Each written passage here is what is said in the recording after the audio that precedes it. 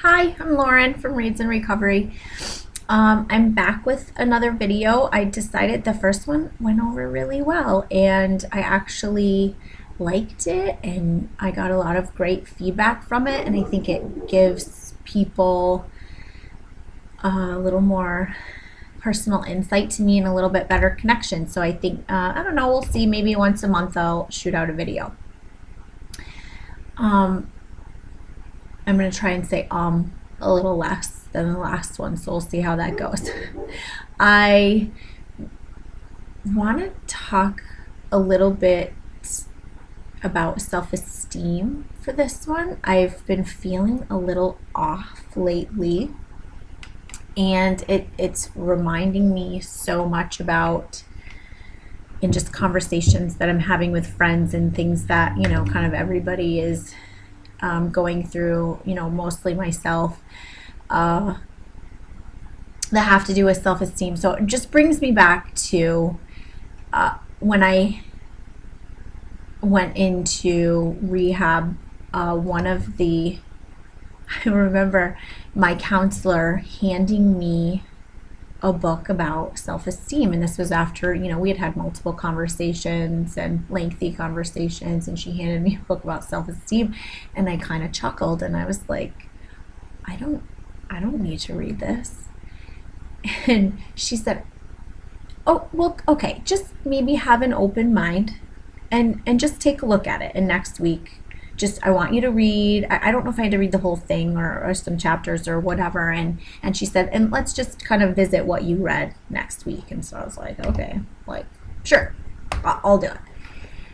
I ended up going back the next week, and I remember like holding the book, and she was like, so what did you think? And I went, oh my God, I do have low self-esteem.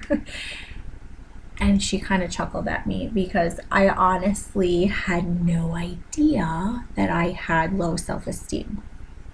I was a person who had no problem sticking up for myself. I wasn't an introvert in a sense. I've always been an outgoing, talkative person, and I conflict doesn't bother me. I don't mind if there's a discussion that needs to be had with someone. I don't mind having that discussion. I've always been that way. Unfortunately, I didn't realize that I was taking that to a whole other level. Meaning, when, say I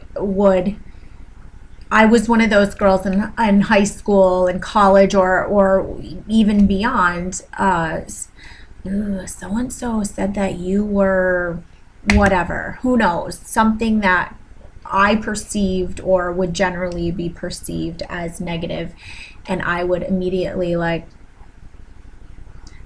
so-and-so said what? All right, I'm gonna go talk to them. And I, you know, like, it would be one of those, if you've got something to say to me, you come and say it to my face. And as you can see, that comes out pretty easily, like that attitude. I don't have a problem with that. I've toned it down so much over the years because I've realized it's not necessary. It's not necessary. So I would go and do that. You need to come say that to my face. What I learned in that very session in rehab. Now, I shouldn't say I learned it in that session, because I'll tell you what my counselor said to me. She said, what other people say to you or what other people think of you is none of your business. And I don't know if I said it out loud, but I'll tell you what, I know that it immediately came in my head. I thought to myself, that is the dumbest thing I have ever heard.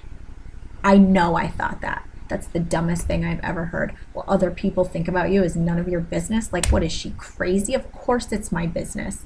I can't have people out there talking crap about me and blah, blah, blah, blah, blah.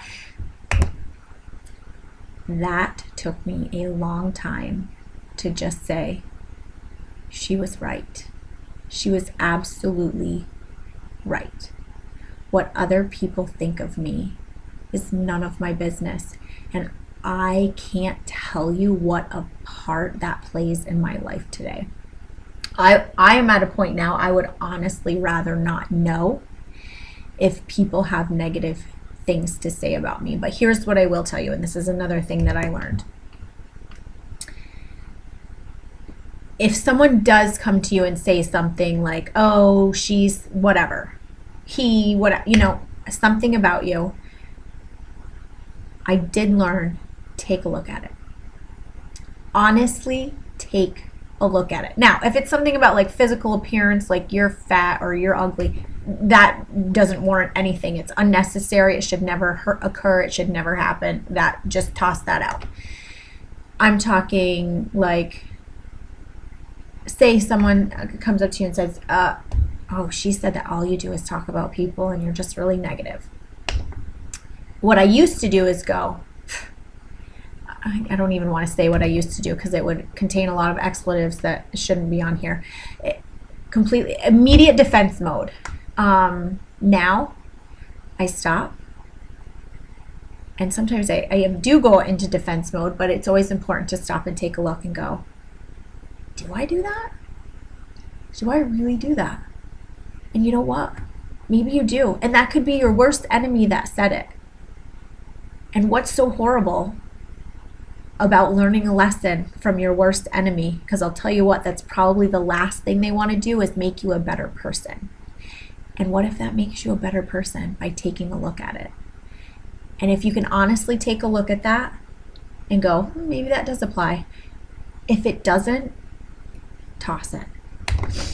And that's what I learned. If it doesn't apply, let it fly. See ya. And move forward. Because it just doesn't matter. Our self-esteem comes from within, and it's very easy to let other people in and take that from us. And I had to learn, I'm not letting anybody take that from me. It's mine. It's mine to have. It's yours to have. And no one else should take that from you. They don't have the right. So don't give them the right. I'm not giving that right to anybody. My self-esteem is my own.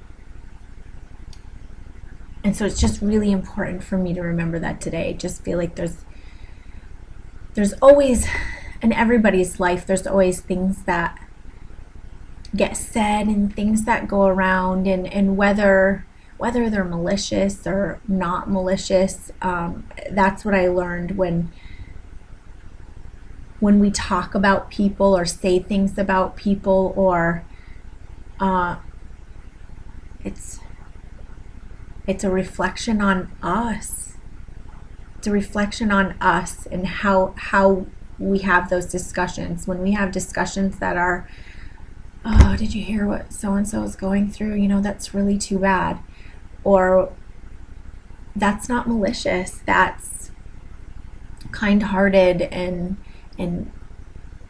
that's okay. And when we turn around and try and make them malicious, I guess it's gonna happen, and sometimes it's meant to be hurtful, and sometimes it's not, and all of that just has to come back on us. We can't let that take from our self-esteem. We're all human. We all make mistakes. I want to say we're all in this together, but sometimes it really doesn't feel that way, does it? We're all learning, and we all learn at our own pace, and sometimes people are going to be a part of your journey, or they're not, and that's okay. Some people give me a lot of flack for my boundaries. I have really stiff boundaries. I think I have to revisit that at some point. I'm very quick to remove people from my life, and a lot of that is just fear. I don't want to compromise recovery, and that's what it comes down to. I can't compromise that, so I'm very quick to remove people if I think that a relationship is going to potentially compromise my recovery and have me feeling not good. And that's where that comes from. So I just wanted to, I don't know, I just wanted to vent a little bit, I guess, and get that out. And I hope that there's a lot of women and girls, like teenage girls, that look to others for their value, and I hope that they don't. So what other people say about you or think about you is none of your business. And if it does happen to get to you, take a look at it. Use it as an opportunity to learn and grow. And if it doesn't apply, let it fly. So thanks for listening. I'll have some more posts out, readsinrecovery.blogspot.com, and that might be changing soon. So stay tuned. Thanks, guys. Bye.